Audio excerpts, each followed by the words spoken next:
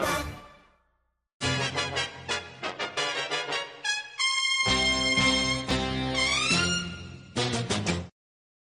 Hello internet viewers, I'm the Fairly OddGamer. As you may recall from my last review, I mentioned that a certain cartoon character got a video game remake not too long ago. But when I added in that famous laugh, you probably knew what it was already. So with that said, are you ready, fans? Aye, aye, gamer! I can't hear you! Aye, aye, gamer! Good! On with the show! I loved SpongeBob SquarePants growing up. When the show made its debut on Nickelodeon in 1999, it became a huge hit for both kids and adults. Now, I've talked a bit about Nickelodeon before. By that I mean Nick Jr. when I reviewed some of the Dora games last year. When it comes to Nickelodeon itself, I occasionally watch a few shows on there such as The Fairly OddParents, the main inspiration for this channel, and SpongeBob among others. The show was created by marine biologist turned animator the late Stephen Hillenburg. Believe it or not, Hillenburg was also a director and writer for another Nickelodeon show, Rocko's Modern Life. Anyway, SpongeBob would eventually become a cult phenomenon with 12 seasons and counting, 2 movies with a third one slated for early next year, merchandise, theme park attractions, and even a hit Broadway musical. When it comes to his video games, they're pretty much hit and miss. But I've played a few SpongeBob games during my youth, such as Operation Krabby Patty for the PC. Even though it hasn't aged well in my opinion, I still have a soft spot for it. I also remember playing Lights, Camera, Pants for the GameCube. SpongeBob and friends compete in mini-games in the same way as Mario Party as they fight for roles in an anniversary special of the New Adventures of Mermaid Man and Barnacle Boy. Come to think of it, I should review this game at some point. But there was one SpongeBob game that would stand out as one of the most, if not the most, successful SpongeBob games of all time. That game is Battle for Bikini Bottom, and for the first time on this channel, not counting my cards review, I'll be doing a 2-part review. So let's start off with the original version for the GameCube. Does it still hold up? Does it follow up to the show's success? Let's dive right in and find out. We see that the game was published by THQ and was developed by Heavy Iron Studios, a company that would later develop the tie-in game for The Incredibles.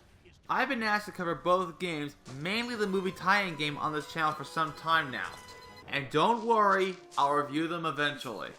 Anyway, Battle for Bikini Bottom was released in 2003 for the Xbox, PS2, GameCube, Game Boy Advance, and the PC. As I mentioned before, I'll be covering the GameCube version. After hearing a somewhat decent rendition of the SpongeBob theme, the game finally begins. Plankton unleashes an army of robots courtesy of his duplicator Tron 3000. Unfortunately, he forgets to set the obedience switch to obey as they begin to cause havoc to the peaceful city of Bikini Bottom. Meanwhile, SpongeBob and Patrick are playing robots and racehorses, but they wish to play with real robots instead via Patrick's magic wishing shell. The next day comes only to find SpongeBob's house looking like a tragic waste dump. So it's up to SpongeBob and his friends, Patrick and Sandy, to protect Bikini Bottom for the robot mayhem. It's a standard 3D platformer with bits and pieces of the collectathon aspect, which in a way feels similar to Super Mario 64 mixed with Spyro the Dragon. You play as SpongeBob for the majority of the game, but you can also switch to either Patrick or Sandy via bus stop depending on which level you're playing. You can double jump by pressing the jump button twice, and you can attack enemies or press switches via Bubble Wand, Ground Pound, or Bubble Bash. Taking a hit makes you lose underwear, which acts as the game's hit points. You can regain hit points by either finding underwear scattered around each level, or finding a golden underwear that gains an extra hit point. If you lose all your underwear, you then die, and you're either taken back to the beginning of that area or last reached checkpoint. This also happens when you fall into a bottomless pit, and Hans takes you back to where you last fell. On the bright side, you have infinite lives, and the checkpoints for the most part are pretty generous. There's also these tikis that can be destroyed or even explode, resulting in releasing these shiny objects. Think of them as the game's currency. You can use them to gain access to hidden trails or by means of progressing through each level. Also, if you pause the game, you can warp to a certain task at any point by selecting it. There's also these warp boxes that let you transport from one part of the level to another, which is pretty clever in case you don't want to backtrack. Finally, completing each task earns you a golden spatula, which are needed to gain access to more levels throughout the game. With that said, SpongeBob's house is pretty much the game's basic tutorial. You're shown how the controls work, which gives you a better understanding of how the game is played. It does a good job in my opinion. After collecting the first golden spatula, SpongeBob leaves home as we're introduced to the hub world, Bikini Bottom. To be perfectly honest, I actually like Bikini Bottom as a hub world. Not only are the levels close to one another, but there are also locations that can earn you more golden spatulas, like the Krusty Krab and Sandy's Tree Dome. That is the face of nightmares. You can also earn golden spatulas courtesy of both Mr. Krabs and Patrick. Patrick will give you golden spatulas if you find at least 10 of his socks scattered across each level, and Mr. Krabs will trade you a golden spatula for a certain amount of shiny objects. Finally, you can talk to other characters such as Plankton and Bubble Buddy, who helps you out on how to use your bubble power-ups. We'll get to them later. Alright, let's not waste any time and get started with Jellyfish Fields, a nice looking beginner level. At the start of each level, you're given a brief description by the French narrator. I do like these cutscenes that introduce new robot enemies throughout the game. I find them both humorous and entertaining at the same time. You're given specific tasks that may have you explore the entire level, such as finding a certain amount of objects or making your way to a specific area. As mentioned before, completing a task earns you a golden spatula. Also, every time you gain a golden spatula, the game will automatically save your progress. For this review, I will only talk about the tasks that matter the most, or at the very least the missions that are worth talking about. Squidward runs away from one of the robots like he did with the sea bear, but ends up getting stung by multiple jellyfish. According to SpongeBob, jellyfish stings can be treated by rubbing some king jellyfish jelly to the stung areas. King Jellyfish! So it's up to SpongeBob to get the jelly as he makes his way to Sport Mountain up top while defeating enemies along the way. Some robots take one hit to destroy, but there are some enemies, like the robot Shady tartar sauce, that sometimes take more than one hit to destroy. It's also a level where you're introduced to these machines called Duplicatron 1000s. They can respawn more enemies until it's destroyed, but be sure to get out of the way before it explodes, otherwise you'll end up taking a hit. It also introduces Bungee Hooks that allow SpongeBob to bungee down for extra goodies like socks, shiny objects, and even golden spatulas. You press the jump button to dive down hoping to obtain what you want, and exit the bungee dive with the attack button. Anyway, SpongeBob runs into Mermaid Man, who tells SpongeBob that Patrick is surrounded by robots and needs my help! Which introduces a new game mechanic, sliding. It has the same feel as it did in Super Mario 64, but there are times where I fall off slides which can be irritating at times. By the way, I love how SpongeBob slides with his tongue like he did in Pre-Hibernation Day. Life's as extreme as you wanna make it! Trust me, there will be more visual gags in this game. Also, the soundtrack is pretty good. Some of my favorites include the Murmur Downtown Bikini Bottom, Goo Lagoon, and the music that plays when you start sliding. Anyway, you defeat more enemies and save Patrick from the robot horror. And yes, this is the level where you first get to play as Patrick. He's the strongest out of the three because he can pick up objects such as watermelons, tikis, and stunned objects as he throws them onto other enemies or switches from above. But here's the catch with the watermelons. You have to throw them on switches or seesaws before they explode. Not to mention you can't jump while carrying any objects. Plus you can throw ice fruit at the goo, which causes it to freeze for a few seconds. Anyway, in regards to combat, he can attack with his belly bump and belly slam. This is also the level where SpongeBob first uses the wall jump maneuver. Just press the jump button on a wall and you can wall jump from one wall to another at a close range. SpongeBob makes his way to Sport Mountain where he runs into King Jellyfish taking a shower. This leads to a boss battle against King Jellyfish himself. Pretty simple to beat, though it would have been nice to have King Jellyfish wear football gear like he did in the episode. After a few hits, King Jellyfish gives SpongeBob a bottle of jellyfish jelly as SpongeBob slides back down to hand over the jelly to Squidward in exchange for a golden spatula. On to the next level, Downtown Bikini Bottom.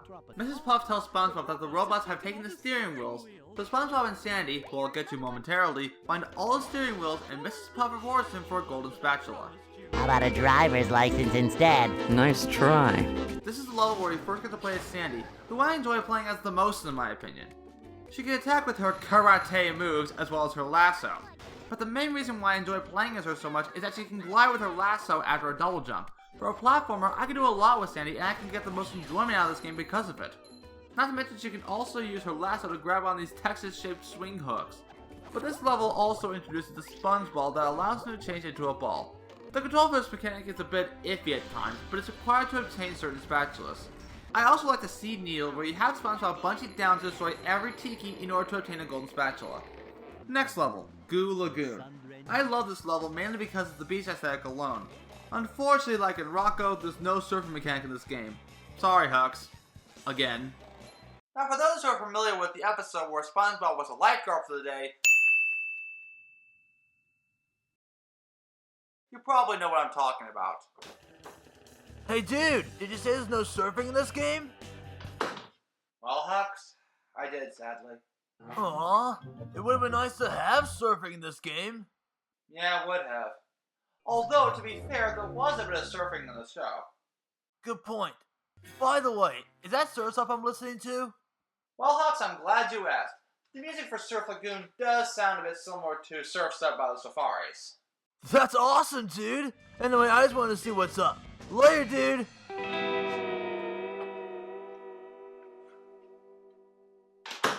We're then introduced to monsoon robots that can form thunderclouds with a hint of lightning. Also, is it just me, or does that fish sound like the Nickelodeon blood from the 1993 bumper?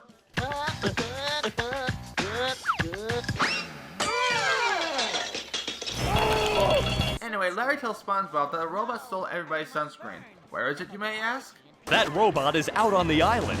Nobody can get to him. All SpongeBob has to do is relay the sun reflectors by connecting all the towers to hit the robot. To do this, you need to bubble blast a switch to turn the sun reflectors. Then SpongeBob could swim his way to the island, right? But I can't swim. You heard right. Neither SpongeBob or Patrick, not even Sandy, can swim. So think of the goo as touching lava in this game. If you somehow jump into the goo, you'll end up drowning. That's death in game terms. I also like the pier level where Mr. Krabs tells Patrick to clear out robots from the rise. Now that's what I call a carnival. There it is, SpongeBob. No, not that carnival. Anyway, SpongeBob turns on the last sun reflector aiming at the robot and bounces back to Larry as he gives SpongeBob a golden spatula. Once you receive enough golden spatulas, you'll be able to unlock the Poseidon. King Neptune tells SpongeBob and Patrick that the Poseidon has been taken over by a mechanical version of Sandy, which both SpongeBob and Patrick must face. It's a 3-tier boss battle with each character taking turns per tier. Robo Sandy can karate chop, a spring move, or as the fish head calls it, The old clothesline move. and ends it off with a butt bounce. SpongeBob can ground pound, causing your head to be electrocuted. Patrick can throw Sandy's head to the already damaged scoreboard, and SpongeBob finishes it off with a few bubble bashes to the head. Once the fight ends, SpongeBob is rewarded with a new power-up, the Bubble Bowl. No, not that Bubble Bowl. Anyway, to make things simple, SpongeBob can make a bubble roll like a bowling ball. But the thing is, he's on his tiptoes while bowling, so try to get as accurate with it as possible. Also, I forgot to mention that you can step on pressure pads to activate a few switches. Just want to point that out. Anyway, let's move on to Shady's Souls. It's here where we first get to see Mermaid Man and Barnacle Boy together, even though we technically saw Mermaid Man before in Jellyfish Fields. Is that the TV repairman? No, it's that excited sponge kid again. Actually, before moving on, let's talk about the voice acting. Most of the characters have been reprised by the original voice actors such as Tom Kenny as SpongeBob, Bill Fagerbakke as Patrick, Roger Bumpus as Squidward, Carolyn Lawrence as Sandy, Mr. Lawrence as Plankton, Mary Jo Catlett as Mrs. Puff, John O'Hurley as King Neptune, and the late Tim Conway as Barnacle Boy. But let's talk about Mr. Krabs and Mermaid Man, both of whom were voiced by Joe White. For those who don't know, he was the voice of Chris Redfield in the 2002 remake of Resident Evil for the GameCube. But I don't think he does justice for voicing Mr. Krabs. It would have made sense to bring back Clancy Brown because, well, he is Mr. Krabs. But seeing that he was more than likely unavailable at the time, I can understand why that is. On the other hand, I can see why they would recast Mermaid Man. It might be because the late Ernest Borgnine who voiced him in the show was too old for traveling at the time. I don't find Joe White that bad as Mermaid Man, but it's just not Ernest Borgnine. So after a breaking news update after the robot rampage, SpongeBob sneaks into the Merma lair underneath Mermaid Man's couch. Mermaid Man tells SpongeBob that robots had taken over the security system and it's up to SpongeBob to shut it down. Well, why him? We're perfectly capable superheroes. Because it's Thursday and we have a whole bunch of doctor's appointments. Ah, fish sticks. I forgot. Anyway, we're introduced to another robot named Ark. Not only does he have a portable doghouse, but he also uses dog robots as his artillery. He can be defeated by using the bubble bowl or a bubble one slap to the knees. So in order to shut down the security system, you have to press 4 buttons using the bubble bowl. Once all the switches are activated, you have to return to the master computer and press the master shutdown button. And that's about it from what I can tell. But there are a few missions in here that are definitely worth talking about. One of them involves Patrick throwing watermelons into these funnel switches. But there is one section where Patrick has to make his way across tilting platforms while holding the watermelon. You have to think quickly about this because, need I remind you, the watermelons tend to explode. But the worst mission in this level has to be the rolling ball mission. You have to guide this big ball through a Rube Goldberg machine into a cup in order to release a golden spatula from the glass. Trust me, You can't even imagine how many attempts it took me just to get that golden spatula. Also, you can't do anything before releasing the giant ball, so you have to time everything right to get that golden spatula. Anyway, SpongeBob shuts down the master computer, but according to Barnacle Boy, SpongeBob has also shut down the Mermalair VCS. That's villain containment system. Oh, so that's what it was in the Man Ray episode. Anyway, it turns out that an evil villain named Prawn escaped the system. But why is he evil, you may ask? Apparently he committed the worst crime anyone has ever committed. Putting a red sock in the washer with white clothes. That diabolical fiend! So Prawn has a sonar which SpongeBob can jump over and equip with more robots. SpongeBob can defeat Prawn by using the Bubble Bowl 3 times, which results in him being frozen once again. As a result, Mermaid Man gives SpongeBob another golden spatula for his accomplishment. Next up, Rock Bottom. It's the first of a few dark levels in the game, but at least it has street lamps to help you see where you're going. Mrs. Puff tells SpongeBob to return all the stolen artwork from the art museum in exchange for a golden spatula. Another collecting mission, so let's just skip it. This level has one of my favorite visual gags in the game, in which SpongeBob gets the candy bar from the vending machine and the last bus to Bikini Bottom leaves immediately afterwards. While we're on the subject, I love the visual references from the show. In the Mermalair, you can use a bubble bowl to make the invisible Bulbmobile visible for a short period of time. And the art gallery, which we'll get to momentarily, is filled with artwork and images from the show such as gullible SpongeBob in a swimsuit, and even Sandy with a pecan pie. Anyway, we're introduced to a sleepy time robot in which SpongeBob has to tiptoe his way to the robot and slap it with a bubble wand, otherwise it'll zap you with a spotlight laser. There's also these platforms that'll only stay if you tiptoe your way, but it's better just to jump across the platforms and let them break away. Speaking of the art museum, Barnacle Boy tells SpongeBob that in order to reach the golden spatula at the exit, he has to disable the security system with lasers and lightning bolt robots by pressing buttons. Once that's done, SpongeBob has to make his way to the exit by swinging chandeliers. The problem is I cannot make it across to SpongeBob, so therefore I switch to Sandy and I can make my way to the exit very easily. Moving on to the next level, Sand Mountain. Just slide your way to 3 different mountains, defeat a group of robots, and press a couple of buttons so you can open up the gates to earn golden spatulas. You can also earn more golden spatulas by doing time challenges. Think of them as going for the logs in the Crash games. And that's pretty much about it. This leads to another boss battle in the Industrial Park against Robo-Patrick, who has just frozen Squidward. Just like the boss battle at the Poseidon, it's another 3-tier boss battle with each character taking turns per tier. Robo-Patrick has a toxic waste flavored ice cream cone which he spits as a projectile, freezes him like he did with Squidward, and spins like a top letting all the toxic waste all over the level. However, his only weakness is Kick Me Here taken on the back of the robot. SpongeBob can use his bubble ball while Sandy can karate chop. However, the real challenge lies on the conveyor belt, which may affect your accuracy with SpongeBob's bubble ball ability. By the way, can I point out that seeing the fish announcer on every main boss battle is always enjoyed to my ears? In fact, one of my favorite lines from this game is actually first heard in this boss battle. Do-si-do and around you go! Anyway, a few hits to the back later and the robot is down for the count. Plus we get a little quirk from SpongeBob. I think I have fudge in my pants. Ew. Defeating this boss earns you a cruiser bubble, which is a bubble missile that you steer and can aim at any target. But the thing is, you only have a few seconds before the bubble pops. While I do like using the cruiser bubble, there are some issues to deal with. Not only does it have inverse control, but the controls can be sensitive. So don't be surprised if you overshoot or just miss your target because there will be moments like this. So let's continue with SpongeBob's Dream. Even though it's supposed to be the last level of the game, you can still get in for free. Anyway, I like the Dream World based on the aesthetics alone, but some of the dreams within the level are a bit more challenging than expected. Sandy's dream is okay. I like how the dream is big and massive like Texas, and it's the only dream where you can play as Sandy. All you do is slide your way to the giant acorn while avoiding manure and cows throwing cow pies. That's hilarious. But the main challenge is the slide itself. There are times where I fell off the slide and I try to jump back to the slide only to fall off the level completely. But again, it's just okay. I do like Squidward's dream in which you make your way to the golden spatula on Squidward's nose by stepping across music notes, some of which are sour, and balance on drums and saxophones. And that's about it. Mr. Krabs' dream? Oh boy. What can I say about this? You have to defeat loads of enemies in a small area using all methods of attack at your disposal.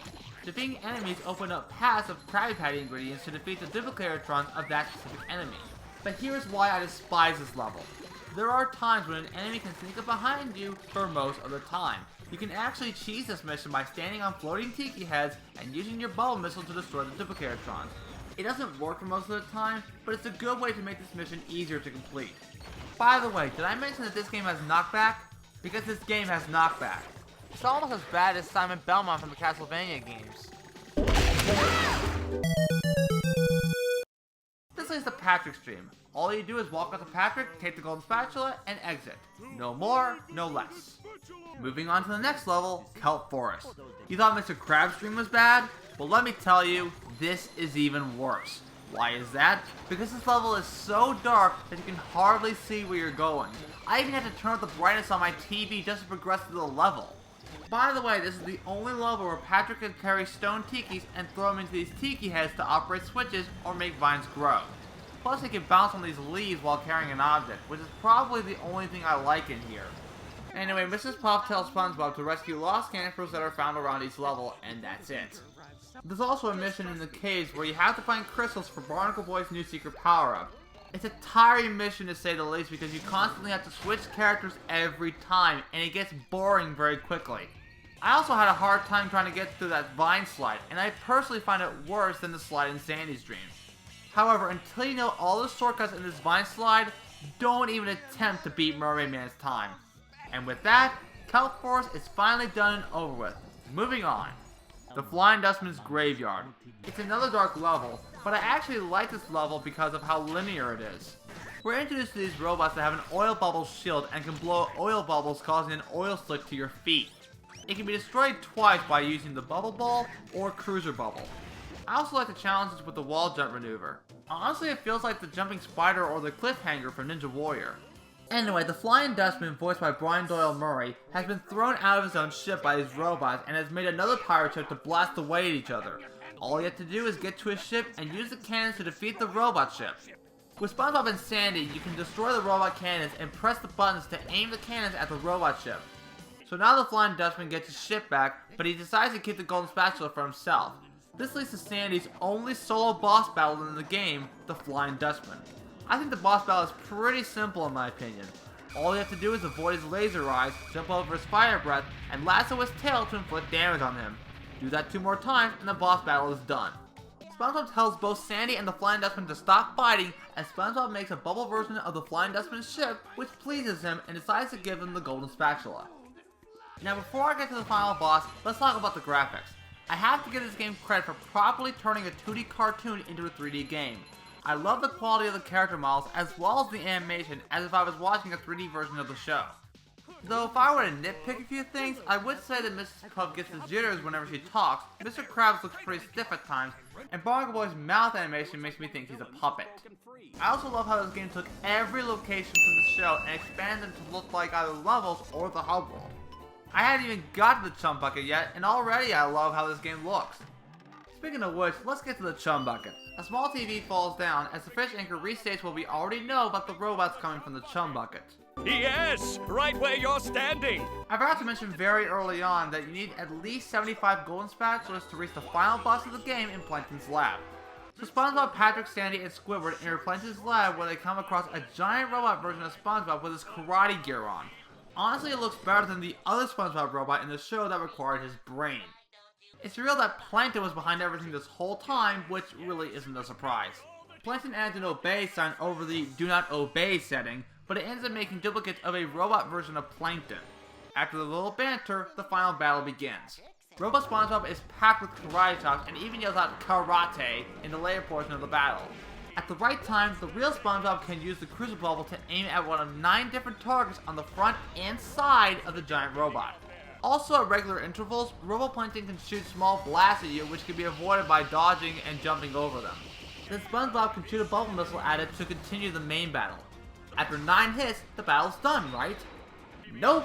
Robo SpongeBob now has anchor arms to finish them off, but SpongeBob decides to get in the robot and defeat it from the inside. The second part of the battle works like this.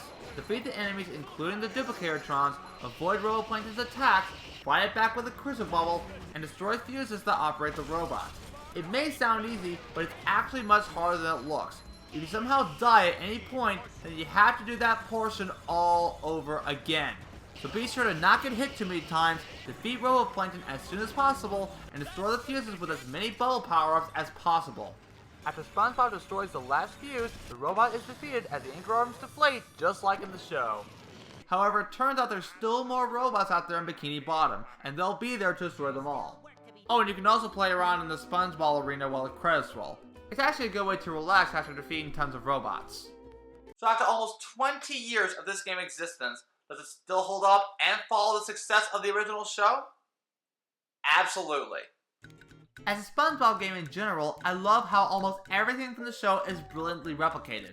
Graphically it looks pretty good, and I love the look of the characters as well as the levels, except for Kelp Forest, but that's just me. I love the animation quality of the cutscenes because it has a cartoon feel to it, and I believe that's what the game was going for. In addition, I love seeing the visual references from the show, such as the bus from Bikini Bottom, as well as the artwork and images from the show, among others. Gameplay-wise, it's pretty simple to understand, and the controls work pretty well. I also like the generosity of the checkpoint system in case you either die or fall off a ledge. Though I enjoy playing as SpongeBob for the wall jump and bubble power-ups, I definitely prefer playing as Sandy because her gameplay style works extremely well for a platformer, and again, I can do a lot with her. Patrick's gameplay is okay. It's nice to have Patrick carry objects and throw them at targets, so having to platform with said objects can be a bit challenging at times. I also get a kick out of the game's soundtrack because it has elements of Hawaiian music as well as other music genres that sound similar to music heard from the show. Overall, Battle for Bikini Bottom is a game I would definitely recommend to any SpongeBob fan, and you'll be sure to have a ball when playing this game. Give it a try when you get a chance. Now with the original version out of the way, it's time for the moment you've all been waiting for, and I think you know what that is. So tune in for part 2 where the game gets remade, or should I say, rehydrated. I'm the Fairly Odd Gamer, and I wish you all good luck for the rest of your day or night, wherever you are. Take care, everyone.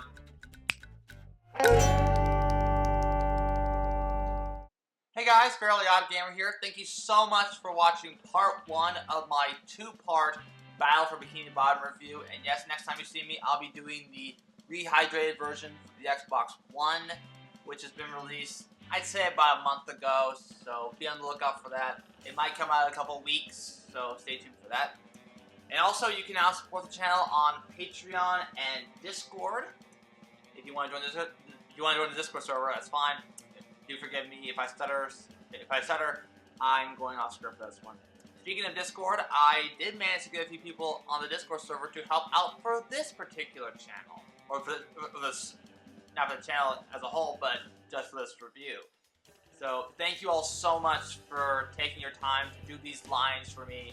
You guys will be featured in the credits after this, as well as the description below. So, thank you all so much for helping out on me. And in fact, one of them, Blue Mario 1016, who did the title card design for the door review, which, believe it or not, is actually my second most popular review on the channel. Second, of course, the Barney, of course. But he is open for commissions now, so if you'd like an artwork done by him, click on the link below. And yeah, he'll do artwork for you, for anyone. So yeah, I love his artwork so much. He definitely needs the love and support that he needs. If you want to help out support the channel on Discord and Patreon, be sure to click the links in the description below. And you too may help out in the upcoming Fairly Odd Gamer review, like this one right here. So yeah, I think that's all I gotta say right now. So thank you so much for watching, and as always, I wish you all good luck for the rest of your day or night, wherever you are. Oh, and also for COVID-19 people out there, stay safe, stay hydrated, or rehydrated because of the next review. Hydrated joke. As always, wash your hands, and also when you do go out, be sure to wear a mask or gloves, just so you don't get COVID-19 all over you. So yeah, I wish you all good luck for the rest of your night wherever you are. Take care, everyone, and I hope you enjoyed the video. And we'll see you guys in a couple weeks for the rehydrated review, I hope. So yeah, thank you guys for watching.